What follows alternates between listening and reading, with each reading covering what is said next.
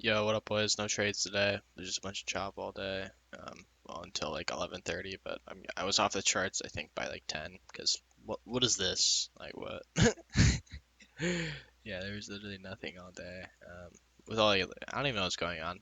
Oh yeah, there's CPI tomorrow, then PPI Thursday. I'm not even gonna post the next 2 days. I don't even know if I'll post Friday, cause I mean, I don't even think it's not a good week to trade whatsoever. Wow, this was literally.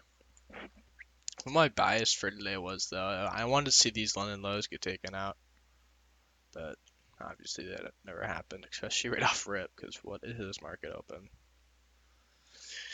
All right, I'll quit yapping. But yeah, no trades today, no trades tomorrow, no trades the day after that. Probably no trades the rest of the week. I don't know if I'll post or not.